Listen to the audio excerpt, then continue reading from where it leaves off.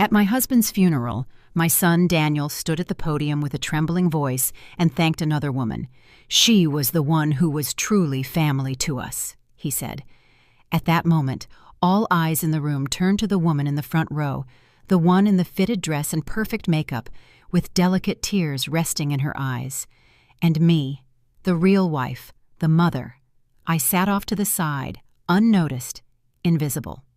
When the lawyer later informed me that my husband had left everything to her, not a single dime for me, Linda McAllister embraced my son and smiled a triumphant smile, as if she had already won. But then I pulled out the second will, and just like that, there was no one in the room smiling anymore. I never imagined my life would begin anew at a funeral. Robert died in a sudden car accident. He was driving downtown that morning in a heavy rain. They said the brakes failed on a curve and the car crashed into a supermarket. He was gone quick. The doctor said he didn't suffer, but I wasn't sure he deserved such a clean departure.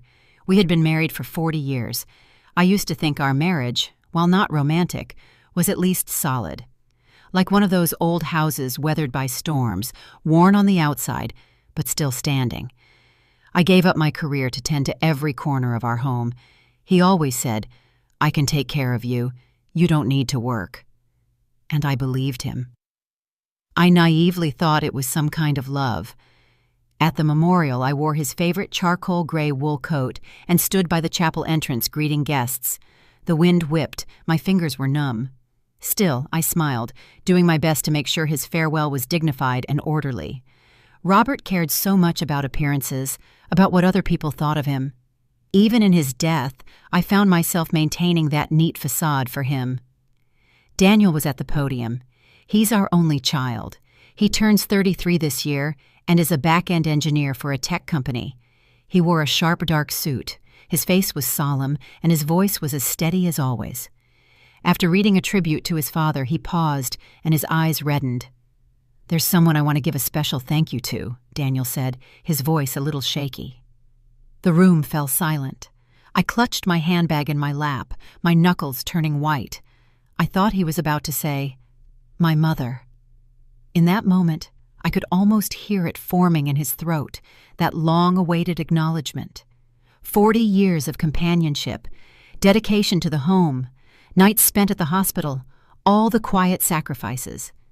I truly believed he had finally seen me. But what came next sliced through me like a dull blade, stripping that hope away inch by inch. Someone who supported my father through the toughest time of his life, Ms. Linda McAllister. A soft murmur went down the aisle. From the front row, a woman stood up and dabbed her eyes, nodding politely. She wore a deep emerald green wool coat, black heels, flawless makeup, and perfectly coiffed hair. As she sat down, those around her turned to look, curious and surprised. I felt sound explode in my ears like a detonated silence. Linda McAllister. I knew the name. She was Robert's administrative assistant at the firm. He later promoted her to a consulting partner, even briefly including her on the board. When I'd ask about her, he'd always downplay it. "She's competent. Don't be paranoid." I remembered that year's company party. She brought me wine, smiling sweetly, moving with the ease of a woman who fit in. I dismissed her at the time as just another sycophantic employee. Looking back now, how ironic. From across the room, someone whispered, "She's sitting so close, like she's family." And my son had just thanked that woman at his father's funeral. I felt like the chair had dropped from under me. My ears were ringing, and the world vibrated faintly. People came up to shake my hand, murmuring the usual. "He was a good man. We'll miss him." I nodded automatically, like a machine repeating pre-programmed responses. I had planned to hold on until the end, to maintain appearances. But then I heard Daniel whisper to Linda, "You're the one who's truly family." I nearly dropped the teacup in my hand. In that moment, I realized this funeral wasn't for Robert. It was for a hidden world I didn't know existed, and I was just a stranger, a discarded observer. That night, back home, I sat in the empty living room. As I took off the coat, I saw that the satin ribbon was wrinkled, as if the last vestige of my marriage's dignity had been accidentally snapped. I sat at the dining room table and stared at the row of empty chairs. Robert's seat was still in its place. I hadn't moved it. For decades, he'd always sat there, hand on the armrest, waiting for me to bring him his soup. Now it was just alone, and the armrest had gone cold. There were still bottles of his favorite beer in the fridge. I never liked the brand, it was too bitter, but he'd buy a six-pack every week, just for him. Turns out, habit is the cruelest prison. I didn't sleep that night. I pulled out some old photo albums. In the photos, we were still young. There was light in his eyes. I smiled easily back then. I even found an old employee ID from when I was a financial consultant at his firm. Short hair, self-assured, always seated second from the right at every board meeting. Then he told me, "You should quit. I'll take care of everything." And I, foolishly, listened. I closed the album and poured myself a glass of water. The kitchen clock ticked. I realized all the pride, all the patience I had once poured into keeping our marriage intact had been buried the moment he died. What I didn't know, however, was that beneath all this was a deeper betrayal. The next morning, every word I heard in the lawyer's office felt like a line from a life script I was never invited to read. The air smelled faintly of ink and old wood cabinets. A faded print of the Constitution hung crooked on the wall, and sunlight filtered through the blinds, slicing the floor into narrow strips of light. It was the law firm Robert had designated before his death. The lead lawyer was a man in his 50s with a slow, heavy voice. Every syllable was drawn out as if to underscore something unsaid. "Pursuant to the will signed by Mr. Robert De Smith 3 years ago," he began with mechanical calm, "the majority of his assets, including the main residence in Summerball, the vacation property in Nantucket, and the remaining balance of his personal accounts, shall be inherited by Ms. Linda McAllister." I wasn't just stunned. I felt like I'd been pushed off the main stage of my own life, left standing behind the curtain in a dead spotlight, unsure if I had ever truly played the part I thought was mine. I turned to look at Daniel. He sat ramrod straight, his gaze fixed forward, as if he were listening to a quarterly financial report. His fingers were perfectly interlocked. Not a hint of surprise, not a shift in his expression, as if he had known all along. When the reading was over, I stood up and walked over to him. "You knew," I said in a low, trembling voice. "Didn't you?" He looked at me with a strangely serene tone. "Dad had his reasons." "His reasons," I whispered, the words choked in my throat. What did 40 years of marriage mean to him?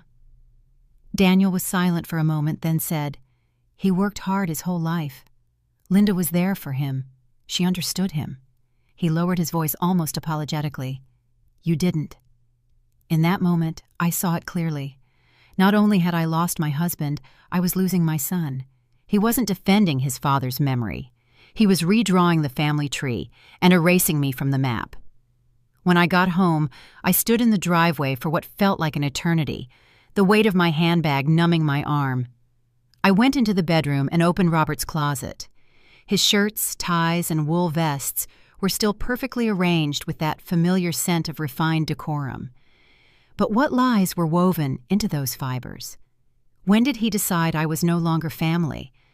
Was it the year I forgot to buy his favorite wine for our anniversary, or before that, when I quit my job as his financial consultant and just became a housewife?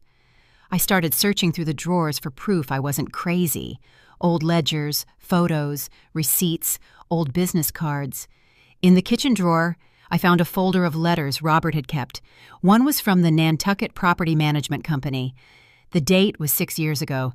The recipient, Linda. My hands were shaking. I had been to that house by the sea countless times, not realizing I was just a guest.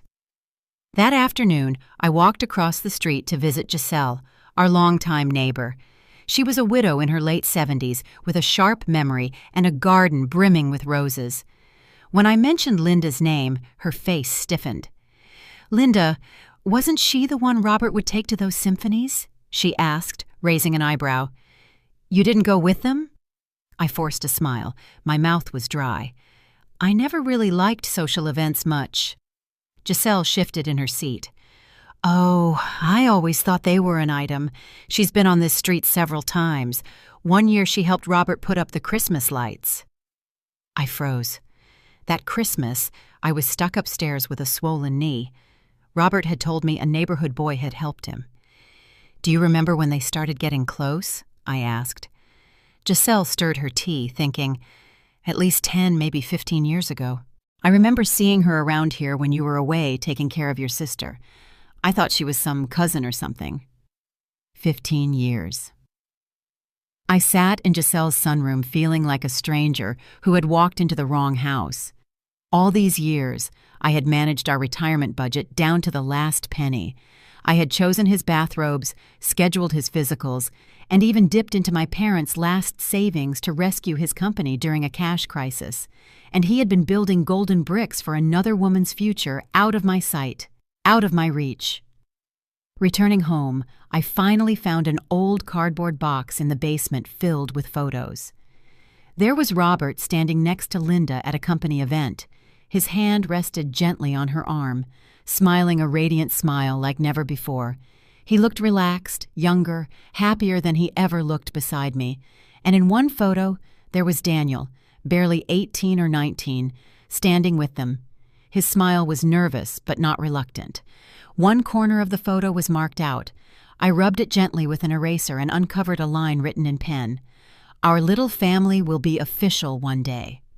I could almost hear something break in my chest. It wasn't a heart, it wasn't glass, it was something deeper, something called trust, and it would never be whole again. That night, I lit a single candle in the kitchen, and, for the first time in this house without Robert, I put on music, a slow, soft, unhurried jazz record. I started to wonder. Maybe I'd lived my whole life to his rhythm and never danced to my own. But not anymore. From now on, the music, the beat, the dance steps, it's all mine to choose. I thought the worst was over. The will, the truth about the properties. Linda, taking her place at the center of it all, brazenly labeled as family. That was enough humiliation for a lifetime. But I hadn't realized that what would truly break my heart was Daniel. He is my only child. I had believed that however unrecognizable the rest of the world became, he would still be mine. We agreed to meet at the town cafe, the one where he used to get caramel dessert as a little boy. He showed up in a trench coat, his demeanor stiff and formal, as if he were preparing for an interview, not to meet his mother. Before I could sit down, he placed his phone face down on the table. He always did that, a subtle signal that any buzz could be a reason to abandon the conversation. "Why did you send Linda a legal notice?" he asked bluntly. I took a deep breath and looked him in the eyes. "Do you think I shouldn't have?" He shrugged. "She didn't hurt you. Dad gave her the money. It was his decision. Suing her just makes everyone uncomfortable." "Uncomfortable?" I said, my voice cracking with disbelief. "Daniel, your father deceived me for decades. I gave up my career for this family, my friends for you. I even sold my mother's emerald ring just to pay your college tuition. Do you know what that ring meant to me?" Daniel frowned, exhaling with visible irritation. "You always bring it up, like I owe you something." That hit me like a dull blow to the chest. It wasn't anger, not even an argument, just distance, a cold and definitive distance. "Dad told me," Daniel said after a pause, his voice dropping, "that the happiest years of his life were with Linda. She understood him. She respected him. She didn't always question and criticize him like you did." "I questioned him because he stopped respecting me," I said, gritting my teeth. "I criticized him because he was wrong." Daniel shook his head as if he were listening to a meaningless sermon. "You're too traditional, Mom. You've always believed that making sacrifices is a virtue, but Dad didn't need that kind of love." That's when I understood. It wasn't a sudden revelation for him. He had been thinking this way for a long time. He just hadn't said it until now. I looked at him for a moment. All I could see was the boy he used to be. The boy who breathed raggedly during asthma attacks while I sat by his bed all night. The teenager who was bullied in school, whose dignity I defended as if it were my own. The 17-year-old whose heart was broken for the first time, and who curled up next to me on the backyard bench in silence until the stars came out. Did he remember any of that? I reached into my purse and pulled out an old, faded photograph. "That summer when you were 2, we went to the beach," I said, sliding the photo across the table. "Your father backed out at the last minute for work, so it was just the 2 of us." In the photo, he's wearing bright red swim trunks and standing on wet sand with a trail of tiny, wobbly footprints behind him. "You were terrified of the waves. You'd hold onto my neck and just scream, 'Mommy, Mommy!' You didn't know much about the world back then, but you knew where safety was." Daniel looked down and said nothing. "I know you idolize your father," I continued. "He was always elegantly turned out, never raised his voice, always said the right thing.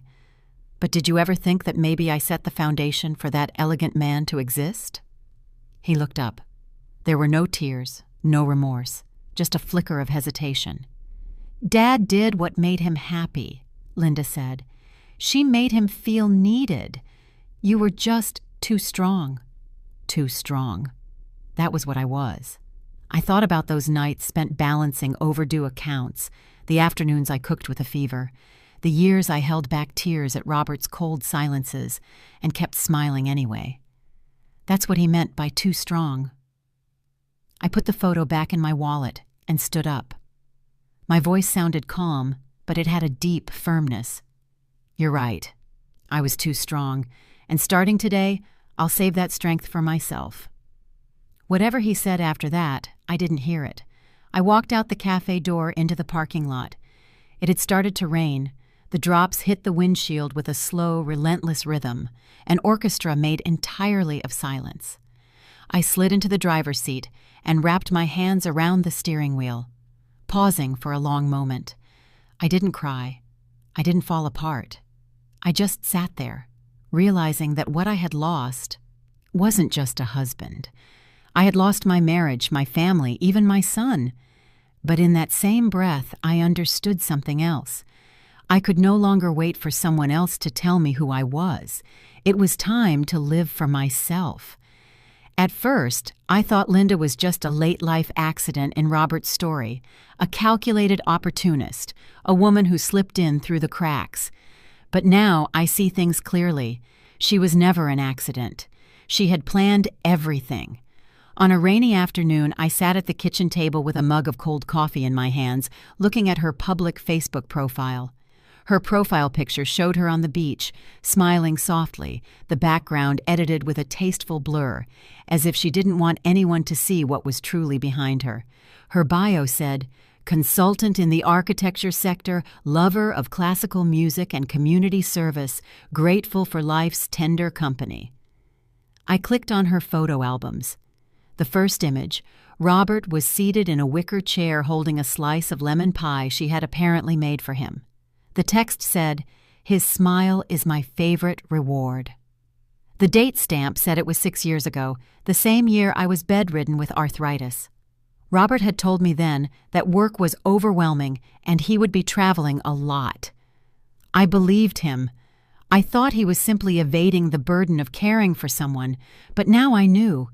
He wasn't escaping me. He was living somewhere else without me. I scrolled down and found more images both familiar and strange at once. There was Robert standing in Linda's living room in the wool jacket I had given him. There he was, helping her plant flowers and arrange bonsais in her garden. And then a video came up. Robert was toasting her with a Christmas song playing softly in the background. Daniel was there. I froze. My hand hovered over the touchpad. Daniel, who was still in college at the time, had slightly longer hair and a shy, boyish face. Linda had her arm around his shoulder and said, laughing, "Your dad should be proud of you." That's when I understood. Linda was never just Robert's secret. She had been positioning herself for years as part of our family. And I was the woman she planned to displace. I called Ruth. Ruth Lanier had been a close colleague during my years at Robert's firm. one of the few women I had kept in touch with after I left the job. She was semi-retired now, helping her daughter raise a grandchild, and taking on the occasional freelance financial case. She answered on the second ring with the same energy she always had. "Maggie, my goodness, I heard about Robert. I've been meaning to call you." "Thank you," I said. I didn't stall. "Ruth, I need you to help me find something." She didn't hesitate. "Tell me what you suspect." I paused. My voice sounded calm, but it was firm. "I believe Robert used company funds, for at least the last decade, to buy properties for Linda, and there might be other unaccounted-for transfers." Ruth went quiet. "You're not just fixing a marriage, Maggie. You're looking to expose fraud." "I want the truth," I said. "I've spent too long in the dark." We agreed to meet at her house in 2 days. In the meantime, I became a woman on a mission. I went to the local library and looked up Linda's property records in Summerball. One house, a single-family villa under her name. Purchase date, 5 years ago. Right at the tail end of the company's employee housing benefits project, the same one Robert was overseeing. I had visited there during that project. I remember joking at the time, "On the next trip you take me too." He dodged the suggestion. "You wouldn't like it there." Now I knew. The room was not reserved for clients. It was for her. 2 days later, I drove to Ruth's house. Her home was in a quiet suburb, a pale gray bungalow with a row of withering chrysanthemums out front. She greeted me with a glass of lemon tea and opened her laptop.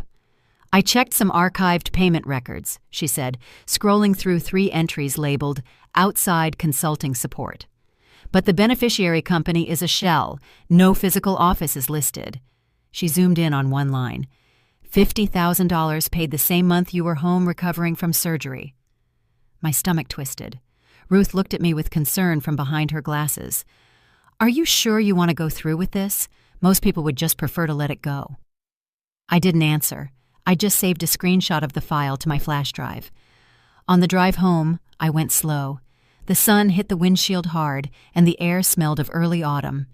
The radio played an old 60s ballad. The chorus repeated softly, "You only find the truth when you stop pretending."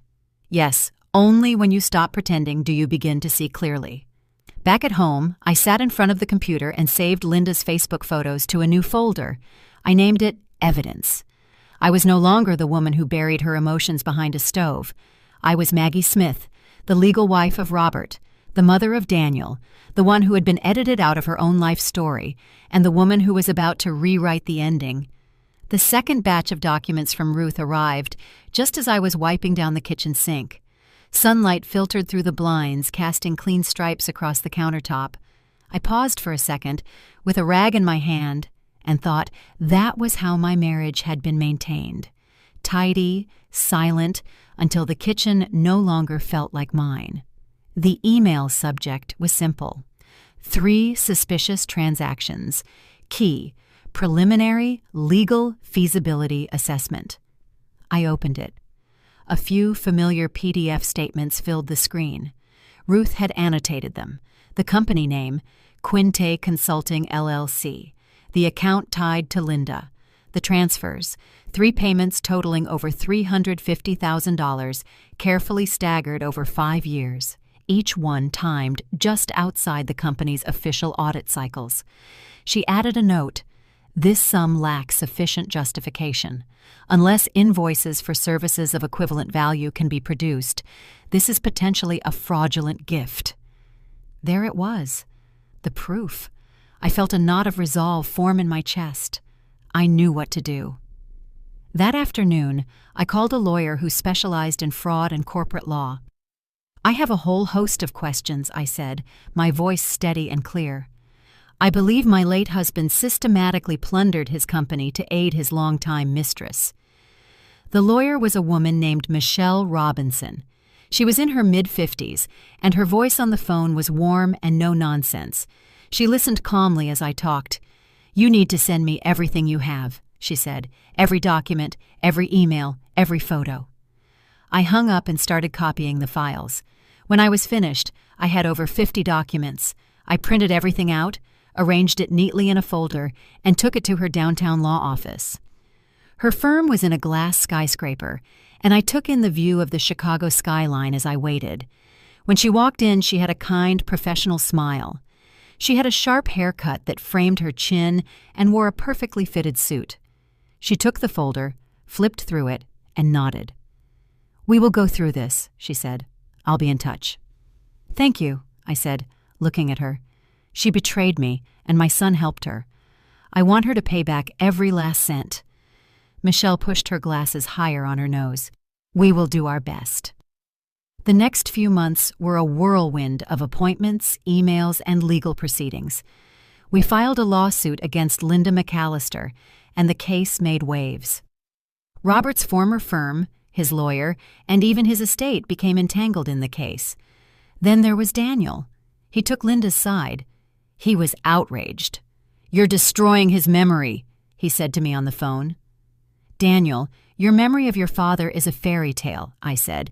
"He was a con man who used money to betray me, his wife, and his son's mother. That's the truth." He hung up. I waited for him to call back. But he didn't. It hurt, but I did it anyway. I had to. The case went to court. Linda and her lawyer tried to paint it as a misunderstanding. They claimed the funds were legitimate payments for consulting services. They produced fake invoices that Robert had given her. But we had Ruth's evidence, and we had Robert's Facebook photos. I took the stand and told what happened. I talked about the 40 years of our marriage, about the sacrifices I made for him and Daniel, and about the pain I felt when I learned the truth. The judge, a black woman in her mid-60s, looked at me with understanding. I think she understood what goes on in the hearts of women like me. In the end, the judge ruled in our favor. She ordered Linda to pay back everything Robert had given her, including interest. The total sum was over $1 million. Linda had to sell the properties she had bought with the stolen money. She was broke. She lost her job and her reputation. I never saw her again. As for Daniel, he didn't speak to me for years. Then, when my father died, he called me. We met at the funeral and embraced. We began seeing each other again. I told him the whole story, and he started to understand. It took years, but we mended our relationship. He apologized to me. He said he was only defending an illusion the whole time. I hugged him and told him that I had believed in him the whole time. And in that moment, there were tears in many eyes. Daniel walked over and hugged me softly. "Mom," he said, smiling, "when did you get so good at giving speeches?" I smiled back. "I always was. You just weren't listening." We both laughed. Everyone laughed. Before the party was over, I took a short walk in the garden. I stopped in front of the crabapple tree I had planted 20 years ago. "Last year this thing almost died," I said. "I almost cut it down, but this spring it bloomed earlier than ever and it's still blooming." The women chuckled. I added, "Even she knew what is still alive should not be given up on." That night, when everyone had left, I folded up the chairs and put them away in the shed. The porch wind chime tinkled softly in the breeze.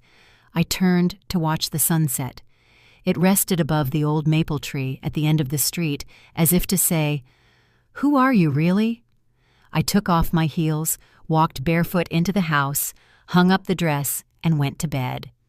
I knew who I was. I was a survivor, a fighter, and the truth had set me free.